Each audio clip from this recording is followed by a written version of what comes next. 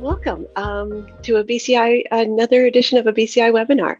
Today we'll be talking about SolarWinds and the hugely significant attack that was in the news last year. Usually I get us started with an introduction, but today I really want to hear from, as we keep going, I really want to hear from more of our BCI founding members. And so today our introduction will be given to us by Thad Perry. Thad? Thank you very much. Good day, all. Welcome to today's webinar, which I think we'll all agree is a pretty hot topic. When Washington spends a couple days discussing it, you know it's finally got on somebody's radar screen. My name's Thad Perry. I am an officer of the Base Cybersecurity Institute, which is a not-for-profit organization focused on this industry, addressing the issues which are so fast-growing and complex, it's difficult to keep up with what's going on. As you know, the BCI, or as you may know, BCI was created in honor of Becky Bass. She was a true pioneer and a catalyst for driving cybersecurity to top of mind on a global basis, almost into every organization in the world today. She very early on recognized that in this digital age, cybersecurity was going to be a big issue. And importantly, there's no way it could be addressed individually. This is an area that requires collaboration, people working together, government getting involved, sharing of ideas. And this collective effort has to go across and has gone across, and she helped drive it across all industries, government, including the military, down to communities and individuals. And she really moved the mark to the highest levels. The Base Cybersecurity Institute works in 4 pillars that we call things that Becky really believed in. We work in education, of course, which is what today is about, trying to help people understand at a detailed level some of these issues. And of course, we do a lot of research type of work, sponsored research and independent research itself. We're looking at technology transfer because we're working on some leading edge projects, and how do we help move that technology out in the marketplace? And of course, we'd like to influence public policy because in the end, we need to get movement in this area if we're really going to keep collaboration working. Our speakers today are Joel Holland and Mark Cummings. Joel's the Chief Technology Officer and really Head of Global Development for Security on Demand. He's a true expert in big data analytics for dynamically looking at anomalies and risk management. He's a real hands-on guy, which I think you'll notice today. He gets involved in addressing some of the most complex issues and trying to figure out what goes on. And as we know, it's not all that easy. Our second speaker is Mark Cummings. He's been in this industry from the get-go. He has a little gray hair, but he's been working at a detail level developing software solutions for which he holds many patents. And he's worked on detecting threats, backtracing their genesis, which I think he was an early pioneer there. And then, of course, now he's working on managing operability of security networks dynamically.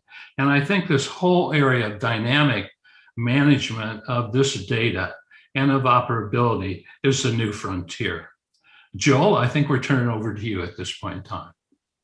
Well, I appreciate that, Thad, and I'll pay you for that introduction later. That was very nice.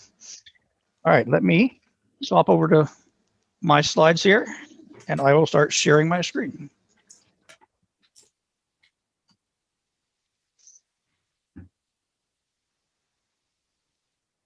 Okay, share. All right, are we seeing my slide deck? Yes, that looks good. Okay, great. So I got a couple of slides here just as an overview. I think a lot of us, have been in the trenches and kind of know the details, but I want to make sure that we sort of set up what we knew in December versus kind of what we know now. And that's a fairly significant difference.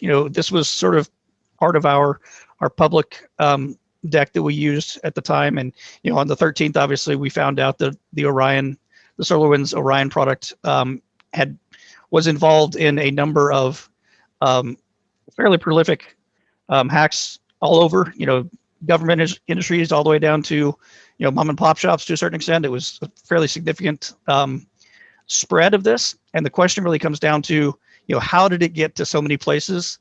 And a lot of that's what we're going to kind of talk about today is the supply chain problem that we have that this sort of exploited and was able to, get to so many different areas without having to attack companies directly. It was the attack of the supply chain that caused them to be able to get into all these companies just completely, uninvited, but walk right in the front door. So this next slide this was from Microsoft at the time. So this sort of helps us understand the pieces of the attack. And I'm not going to read all of this, but I'll give you kind of the idea. The initial attack was against SolarWinds. It was against their particular Orion piece. And I'm going to go into more detail on this section here in a little while. But it's against a particular dynamic link library that they had. And then once that library was compromised, it would compile into the SolarWinds Orion product and get sent to customer X, right? If you're being all the security world tells you to update as fast as possible. So as soon as you updated, you got this, and it sat in your network for basically 9 months or somewhere around that neighborhood, depending on when you did it.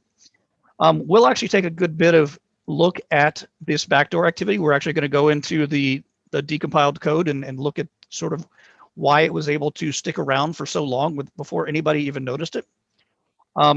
There's some attribution right now that kind of talks from SolarWinds that they say it was an intern that came out a couple of days ago that caused the whole problem. I can argue both sides of that coin. I kind of take it with a grain of salt. We'll never really know what happened, but the main question really comes down to if it's an intern, how did an intern have so much access to the build systems? That's sort of are there role problems within security roles that they shouldn't have had access to? But it also validates another side of the conversation that I've been having with some of my peers and people that I talked to about this. If down here in this section right here, the C2 server where they were communicating back to the one location in Amazon, if they actually owned SolarWinds, the network, and were really inside that company and that environment, it would have been much easier and better for them to take this backdoor, point it actually at SolarWinds environment, and then proxy it over to their world. And if they had done that piece, they would probably still be hidden today, because all the things that found them would not have seen a communication back to SolarWinds as a bad thing. So I think there's some validity, I think, to potentially it was someone that didn't have that much access, and I don't think they had a whole ton of access within SolarWinds, or they could have been even stealthier than they were today. So to kind of finish walking through this, backdoor activates, it looks at a lot of different things, and we'll go through this in detail here in a little bit. Once it gets all of its checks and it says, okay, I can run, it would start talking to the main mothership per se and say, all right, I'm here. They would send whatever information it has, and if the mothership thought that it was interesting, it would send it back a different location for it to go to going forward, and it starts to talk to the second C2. This is when you would see actual people getting involved. There was also an article, a couple weeks ago talking about the fact that they think there were over 1,000 developers working on this thing. Not sure that that number seems pretty big to me, but if you think about it this way, what happened and what we found out later is there's actually a third level to these C2 communications. This team right here is trying to find out a lot more information than what was actually coded into the actual the attack. So they're trying to find out more stuff. If they say, okay, this is really a juicy target, it passes along to a third command and control server, which is specific for that one customer. And they would have one team that was basically in charge of attacking that individual customer. So there were actually 3 levels of this C2 that we found out after this was presented in back in December. All right, so let's go on. So now we've sort of got an idea of how it worked. Let's start to dig into a little bit more detail on what actually happened. So the sunspot attack was the portion of the attack that was attacking the build system within SolarWinds. This is just sort of a diagram on the different areas where you could attack it. They attacked right in front of, after you pulled all of the code from the code repository and started to build it. That was the area that they attacked. And so I'll go on to the next slide because it gives us more detail about this. And so the service that was running on the machine was this task host service.exe. That's probably one area that they could have been caught if they were looking for running processes and saw that this is not one that we know about. This is probably the most exposed that they were based on what I've seen in the code. But what was interesting about the way they did this is they, throughout all of this, their entire goal was to stay hidden, right? So they're looking for this executable, this MS build executable to run on the build server. Now that's the executable that basically compiles most .NET code environments. So it's a standard executable that takes the code and converts it into whatever your output is going to be.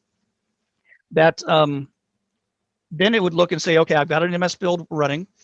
Is the Orion the target project? If it is, I'm going to back up this one source file that it modified, this inventory manager. So it has the good inventory manager sitting over on in its backup.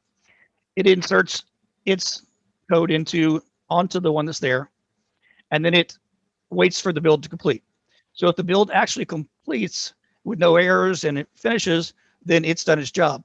But what it did is if the build doesn't complete, it quickly replaces the source file, the bad source file, with the original one, so that whoever comes and tries to figure out why the build didn't finish doesn't see their bad code.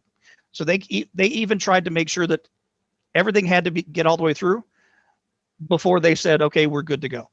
So they were really trying to be extremely stealthy and stay away from whoever might come onto this machine and find what they were doing. So that's as far as I'm going to go on the install piece. Now let's actually go and let's go look at the actual malware. Let's see, where's my build system? Here it is. And of course, I've got to log in. Okay, so you don't have to understand how to read code to I'm going to walk through this at a higher level, but just give you an idea of what they did. And it's in the interest of trying to show, how they spent a ton of time just trying to stay off everybody's radar. And the reason they wanted to do that, there are multiple reasons, obviously, but because of the entry point that they had entered into, they realized that because SolarWinds was such a prolific software component that they were going to get into all kinds of different places. And so it was very important that they let it spread as far as they can so they could get as much information and access as they could get. So staying stealthy was absolutely paramount across this entire thing. And they did a lot of things that I haven't seen before. This initialize function is really where they started. Let's go look at what that really, how that was referenced. So if I go here and I look at this, there's this good code, which is this refresh internal, which is actually SolarWinds, which is basically something that goes through and cleans up the engine on a regular basis, doing memory, cleaning up memory and garbage collection, things like that. And so it runs, and when we ran this internally, it runs basically every 5 minutes. There's some other times it gets called, but you can think about it running kind of every five minutes. And then this part right here is the part they interjected into the good code. This just references and calls the starting point for their bad code. Now, one of the things that I will point out, let's go ahead and go over here. It's easier to see on this side. So let's go to the definition here. So looking at this initialize, the first thing to look at is they have these try catch blocks. And if you're not a coder, you may not know what that means, but that just means I'm going to try what's ever in these parentheses. If it doesn't work, I'm going to fail and I'm going to pass an exception, an error or whatever. I'm going to let somebody know about it. What they did is they captured the exception and they just buried it. So if anything in their code ever broke, no one's going to be the wiser. Because typically what you would do is these exceptions would get passed up. They would go into a log somewhere, or they would alert something. It depends on the particular environment. But they buried all of their exceptions. So if something didn't work in their code, it just wouldn't work and it would never execute. So that was the first example of them trying to make sure that even if my guys do something bad, and write some bad code that gets distributed, it's not going to cause the entire system to be to be compromised. All right, so the next piece I wanted to look at is really this get hash function. This was interesting. The one thing that I'll say about what they did is this is not some real high-tech hack. As I go through these, you'll see that they used a lot of very old school, low-tech type things to get the job done. And again, the reason they did that was to stay under the radar. All of these software scanners that you have out there and a number of the things that are looking at code are looking for things that they expect to see. This one, for example, this hash, I had never seen before. When I finally went and found it, let's go over to our good friend Google here and put this guy in here, and you remove the UL after the end. There's a solar null vo hash. No idea if I'm saying that right. This particular hash function that is being used, and you can read it, and this is exactly what they're doing. This is not a very well-known hash at all. And so this is not something that would be programmed into software scanners or things to unencrypt their hidden data, in this hash value. It's not something that would be typically in automated systems that are looking for stuff. Now, if I go over here, and I'll be using the CyberShift program a little bit in the future to show you a couple other things, but to give you an idea, here are all the kind of popular hashes that are out there that could possibly be used. They didn't use any of these. They used this really random, strange one so that they could put things in the code that wouldn't make sense to anyone and wouldn't get picked up by these automated scanners. So let's go back to our code, and I'll get rid of this get hash. And here's the first example of that hash value that they were using. And if you look at this guy right here, FireEye did a bunch of really good research on it. And if I search for that particular one in here, and again, get rid of the UL, there it is. So basically, this was a representation that said, I'm going to be looking for SolarWinds business layer host. This is the executable that if I'm not running inside of this one, somehow I got compiled into something else, just don't do anything, because it didn't know what to do. So that was the first check they added in there. And I'll go through this other list here in a second, because this is actually fairly interesting how they were trying to stay hidden. So the first check it does is it goes and says, am I in the right process? Yes, I am. Okay, I can keep going. So let's open this up a little bit. And I'm not going to go through every line of code, guys. That would take us forever, and it's not really worth it. I'm just really highlighting the things that they did to really stay as hidden and as stealthy as they could possibly be. So the next thing they did, they basically looked and said, when was the last time anything was changed on this assembly? And then they created a random number that essentially worked out to be somewhere anywhere between 12 and 14 days. It was randomized. And it says, if it's been less than 12 and 14 days, don't do anything. And that was really put in place to find these systems, like a lot of your more modern or more advanced companies. When they get a new build, they install it in a test environment, they let it run for a bit, they check it against the baseline, and then they say, yeah, it looks like it's doing everything it was doing before. Okay, it's checkbox, it can be released into our production environment. So what this thing was trying to do is no one's going to run that test environment for 2 weeks. So it stays hidden even though it's there. And voila, they get around another security problem that they were trying to make sure that wouldn't catch them. So we got the wait for 2 weeks thing. If we go down here further, I'm going to run past a little bit of this because I don't think we need to go through a lot of it. Most of the fun stuff is in this update function. So let's go over here and look at this guy. So go to definition, and all right. So to look in this one, there are a couple things that we wanted to look at. Where is so here's the one I want to go to first. It's track processes. So if I go look at track processes and I just peek and look at what it's doing, it basically is going and grabbing a list of all the processes that are running on the current machine it's running on. And if I look at the search assemblies, do the same thing, peek into that, what you'll see is it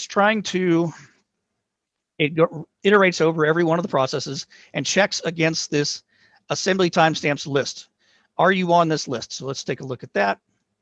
And what you'll see here is a big long list of things that FireEye gave us help and decompiled all of them for us and told us what they were what they were. So what this thing was looking for, let's take, for example, well, it was looking, is Carbon Black running on this machine? If it is, just go ahead and shut down, because they might find us. Or there's another one down here. So CrowdStrike Falcon, that's CrowdStrike. And all of these different things that it was trying to look for. So if these things were running on the service on this particular machine, it would just say, sorry, I'm not going to be able to work here. They might catch me. Just, shut off and don't turn on. So a good example. If you look here, there's a whole bunch of different things that were on this list.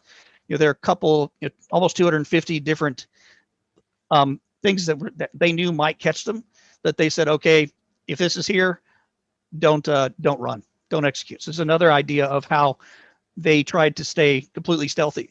But the other thing to think about, and I'll go back to the code to show you the next piece, was they went even a step further than that. So if I go all the way back up to get rid of these, I'm going to search for something called,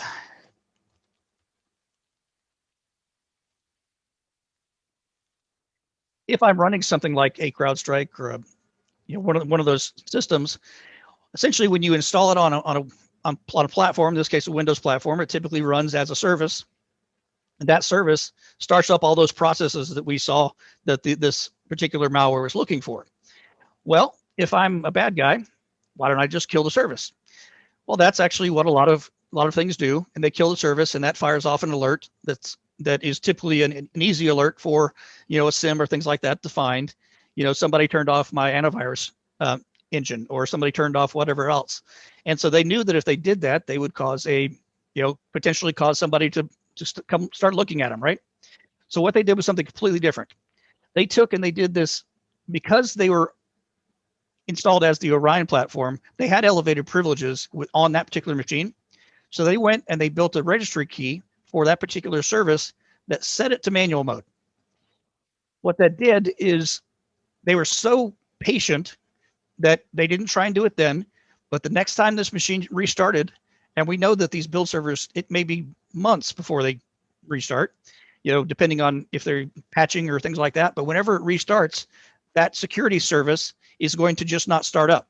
So it's not going to send an alert that says somebody stopped me. It's just never going to start.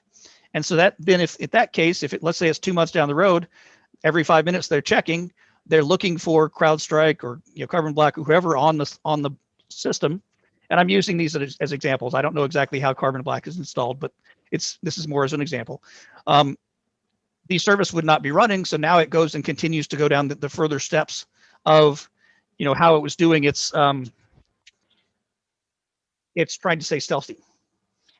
So let's go back now to the so a couple other things that I wanted to kind of show you. Oops. And then we'll be done, because I know watching me go through code can sometimes be for some people it's like pulling teeth, so I'll be done quickly, and then we can move on to yes, they were stealthy, but what could we have done about it, and what's the real problem? So if I look here at these domains, we're going to go look at, for domain 1, go to the definition. So if we look here, this is the other piece that I thought was very interesting for them, just trying to stay out of everybody's way. This is the way that they built that domain, and you'll see it as we do this. So let's go back over to our Cyber Chef here. We're going to drop this input in, and we have to know what, so we have to figure out how they encrypted it or how they tried to hide it. And basically all they did was, like I said, very kind of old school, not very high tech. They just base 64 encoded it, and they compressed it. That's all they did, right? It wasn't like it was some major hash or anything that was very involved. They used things that were very easy and would work on any machine, but would also it would not be looked for in things like these software scanners and stuff. They're not expecting things to be just hidden sort of in plain sight with with just a towel thrown over it, right? So this is essentially, this is the raw domain where everybody was going to. And if we go back over to the code, there are 2 other components to it. So if I look at this domain number 2, this was how they built the second part of the domain. And put that in CyberChef. So that was the AppSync API down here. This is what was the second piece. The third piece of the domain was one of four things. I'm just going to do one of them just to give you an idea what they are. But this is another reason why they tried to stay stealthy is if I look at this one, it is UE West-1. So those of us who deal with Amazon know exactly what that is. That's their Europe cloud. And it's the Western Europe cloud. And so what they would try and do is they would put you closest to wherever you physically were, so that they were staying stealthy of all of these geolocation type things that were looking for people going to places they haven't ever been before. So like if I'm in the US going to this EU West, it may be something very unusual for me that could trigger off alarms. So they set themselves up in four different areas that were, spread around the globe, hoping to stay, under the radar again. And then the last piece is this create secure string. And then I'll be done and we can talk about more about the problem and how we can get past it today. Now, the interesting thing here is what they did for the domain number 4, that was prior to these other three, was really just math. There are a lot of ideas around domain generating algorithms and stuff that was proposed that they were using, but they really didn't do that. They would do a math calculation here and then just apply, again, base64 encoding onto it, and that was your URL. So it wasn't any crazy, domain, a real DGA. It was just doing base64 encoded math. So again, low tech way of doing it, but it really stayed under everyone's radar. All right, so that's all the code we're going to look at today. Let me go back here and oops, get back to this guy. So we've already seen this part of the code. Oh, this is the last thing I wanted to talk about as far as them being able to stay extremely stealthy. Now you'll recognize this AVS-VM cloud up here. This is the one that we were talking about. That was the main one. There were a couple of the other ones that at some point in time were associated with Sunburst. But if you look at all of these domains, and this is obviously not a comprehensive list, this is just an example. All of these are real domain names, right? They're not, AC345 or whatever you might, something really completely random. These are real domain names. And the aging on these domain names, there wasn't a single one that's been found so far that's using this attack that was less than 2 years old. So all of these DNS systems that look for newly created domains and all this kind of stuff to try and catch the bad guys, these guys had enough patience or funding to buy these things years ago, put them on a shelf, and now they're using them. Another great way that they stayed out of sight, right? So anyway, Diana and Thad, I'll pass it back to you. And Mark, I'm looking forward to your portion of the conversation. Oh, thank you so much for that, Joel. Is this code that you were looking at, is it public or? It is absolutely public.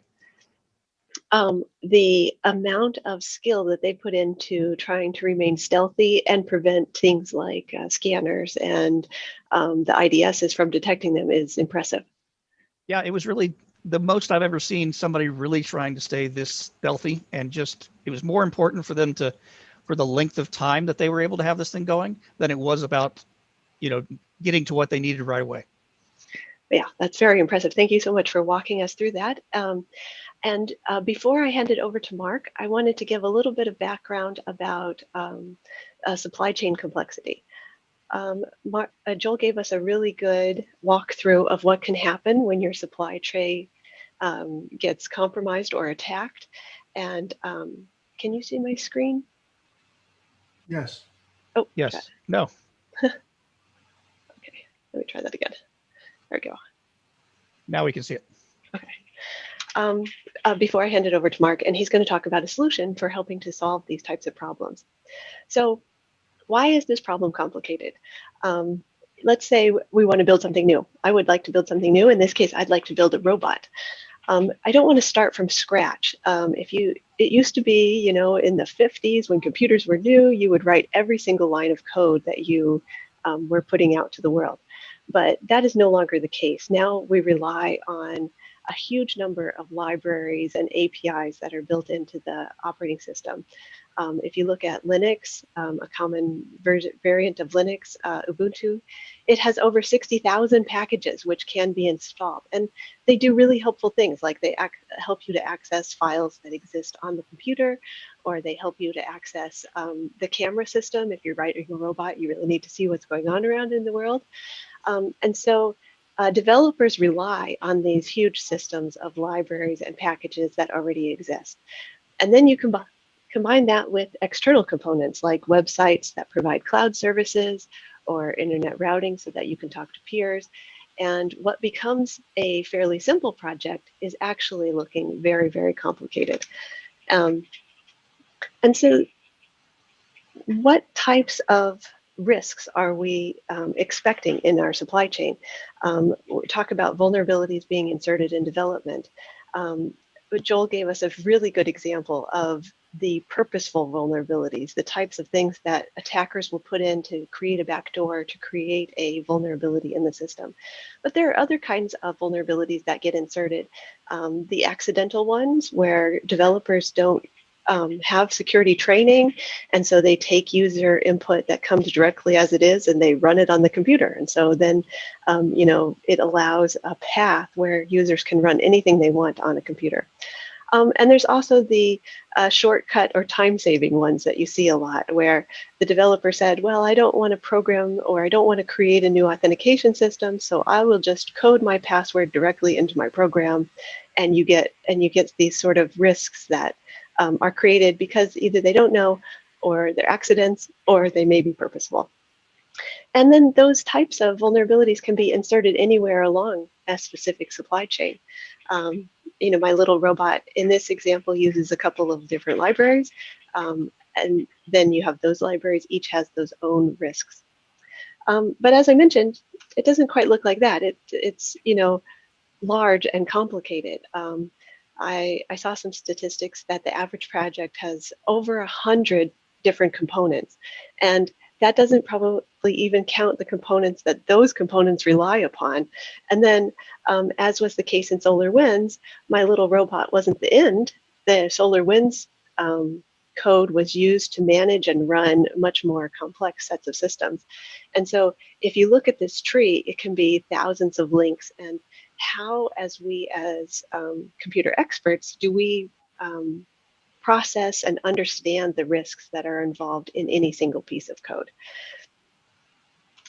And so there are some traditional solutions out there. There are some things that we have tried to, as an industry, take and tried to start containerizing off and say, well, can we solve part of this? One of the most common is source code scanning, where you take the source code and you look for vulnerabilities in it. This is a real black art. There are some computer programs that do this automatically, but as Joel was talking about, there are lots of ways for the attackers to hide what they're doing, to try and avoid the scanning systems, to try and subvert the scanning systems. And so while we might think that that might be the solution that we should be looking for, it actually is only solving a part of it, and it still leaves gaps and opportunities for attackers to take advantage of. The second one I just want to quickly mention is a lot of times people talk about fingerprinting the code, where we say, okay, we will say this piece of code is in a known good state, and we will create a fingerprint for that with either a secure hash or something like a message authentication code. The problem becomes who checks those assertions. If you download a piece of a library today, it will commonly come with a hash next to it. Have I checked that? Is the hash delivered to me in a secure manner, right? Each of these types of solutions that we have today still leaves a gap of who's responsible for checking, what if we don't have access, et cetera.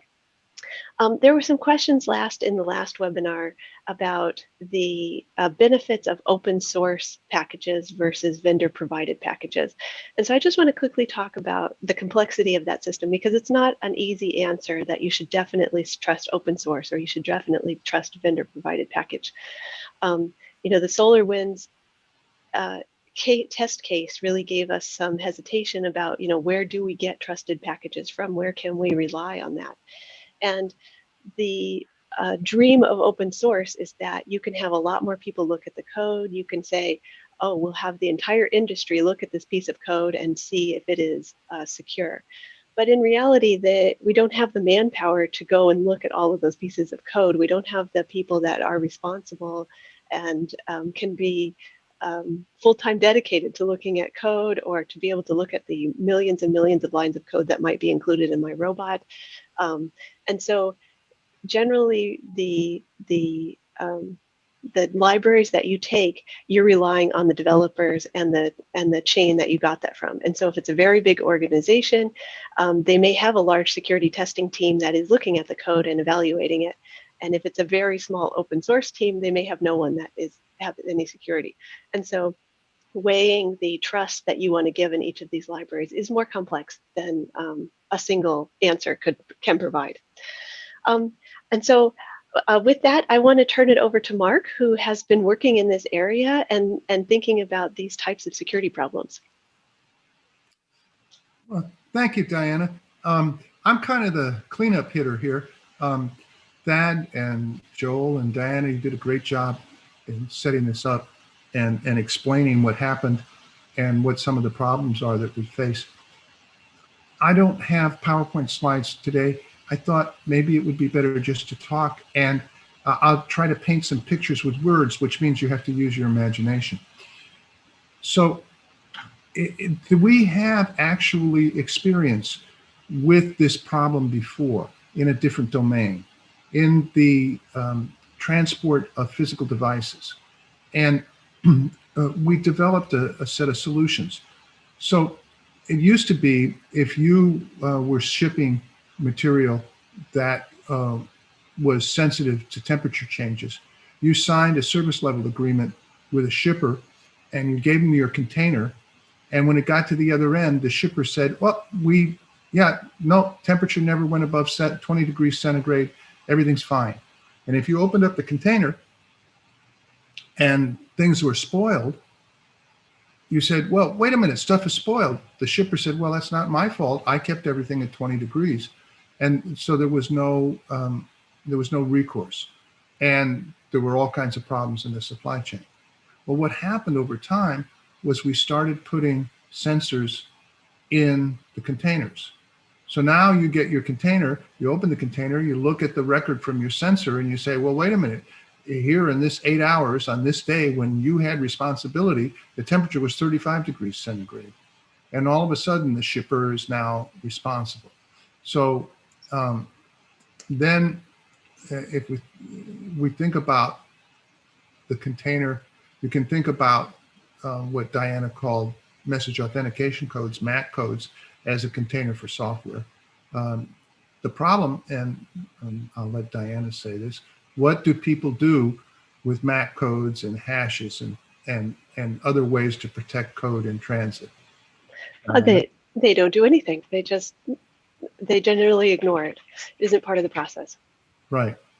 And then, of course, if you have some kind of cryptographic hash, you have the problem of key management and distributing keys, and that becomes a problem too.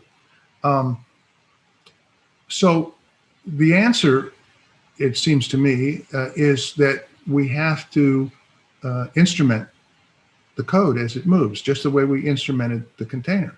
So we need to have a separate piece of functionality that travels with the code and can tell if the code has been compromised in transit. So that takes care of the in-transit problem. But Joel pointed out that this was not an in-transit, SolarWinds was not an in-transit attack.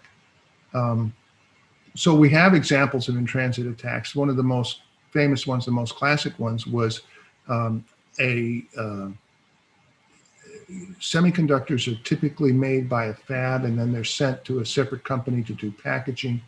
That company that did the packaging for these processors was in China, and in the package was inserted another piece of silicon about the size of a grain of rice, which provided a backdoor and captured information. Those chips packaged appeared to be good. They were put into computers. Those computers were sent to all over the world, individual users, large corporations, governments, and those little rice grains were busy sending out compromised information. Well, so if we had something that traveled with the chip through that process, we would have found it. But as Diana points out, in terms of software, the number of modules coming into a build can be quite large. And in the case that Joel showed, there was an insertion in the build process of code which compromised the whole result. So that means that we need to instrument farther back down the chain. Now, in fact, in the shipping industry, that's happened too. Because of multimodal shipping, maybe you package your goods, you put them on in some kind of box or on a pallet, and then you put the pallets in a shipping container. The shipping container goes to a port. The shipping container is opened. Pallets are put on different trucks. The pallets move around. The pallets get broken up. Boxes get. So people started instrumenting with a much finer grain instrumentation. And we can do the same thing here. We can have instrument each module, and we can instrument the build process so that we can determine if unauthorized changes are being made in the build process. Now the next question is, well, wait a minute, is that sufficient? Well, no, it's not sufficient. What are we looking for when we're building this instrumentation? We're looking for a change in behavior, a change in behavior different from what we think is normal. So the question is, what is normal? So then you have to go all the way back to where if you're actually developing the code, all the way back to where the code is developed. And you have to instrument the code development process. And you have to have the instrumentation checking to see if the code that's being written meets the spec for what it's supposed to do and meets the spec for what it's not supposed to do. So you instrument the whole chain. And that actually will work. And the question is it possible to do that? Yes, it's possible to do that. The next question is it practical to do that? Well, yes, with software, it's practical. The instrumented component has to be separate. It cannot be it cannot be compiled in the build process. It cannot be changed in the development process. It has to be secured, and there has to be a separate system to track and make sure that the instrumentation is not compromised in this process. But all of that is practical, and it can be done. And we've developed a solution which is patented and which is now under development. So with that, I'll turn it back to you, Diana. Great. Thank you so much for going in. So you have been working in this area for a little while. How come you got interested in this area, Mark? Well, I have a friend who says I either have it's either a bug or a feature, but I tend to go back to first principles. And the way we're doing modern security is with behavioral analysis. And behavioral analysis is trying to detect a change in behavior from what is normal. And the question is, well, what is normal?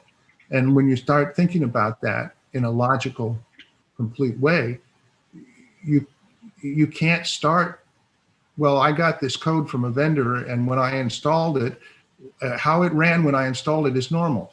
Well, no, you can't do that. Not if you really are concerned with maintaining security. So you have to go all the way back down the train to the creation process, and you have to have normal based on the spec, and the spec has to have what it should do and what it should not do. And if you do that, then you could call it a chain of custody, but it's not really custody so much. It's a chain of trust. You have some place where you say, okay, this is normal, and if it behaves this way, it's good. If it deviates from this way, then something's wrong, whether it's somebody's compromised the code or there's a fault or something's happened that was unexpected, and you can respond to all of those things.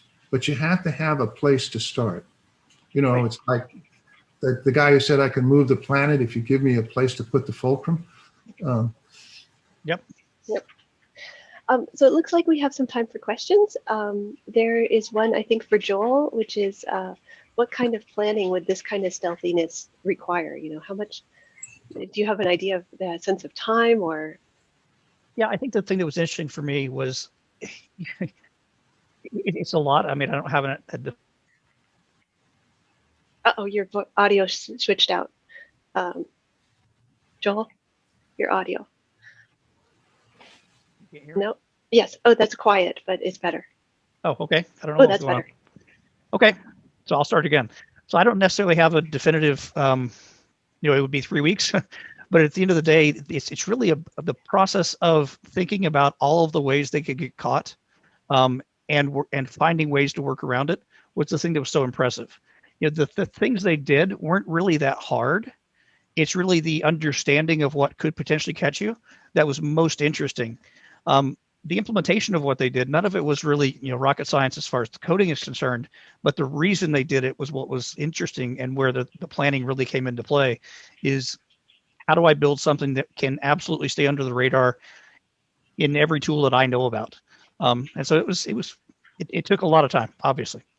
Joel, talk a little bit about what having a nation state attacker and having a nation state making investments in attack technology over decades, what that does and how it changes the attack surface. Well, I think you make a good point, Mark. I think a lot of these were probably, I'm going to take this good stealthy piece from this, this piece that we built 3 years ago, and I'm going to take this one, I'm going to take this one, and I'm going to put them all together because I know what I'm trying to do here in this particular scenario. People who have these kind of resources, they've done multiple projects, right? And so they're able to pull all of the things that, hey, this worked really well before, and put these together in a way that worked really well in this scenario. I don't necessarily think this was all brand new code, from day one. They're pulling from other things and putting it together once they figured out that they got into this, assuming it's this interns, thing. Now we're in here. What can we do with it? And there's a second question. What does SolarWinds imply about future attacks, or how does this change your perspective? Well, I think there's a couple of things. I mean, as far as this attack is concerned, it's effectively done, right? So I'm not worried about this particular attack. SolarWinds obviously is going through a big,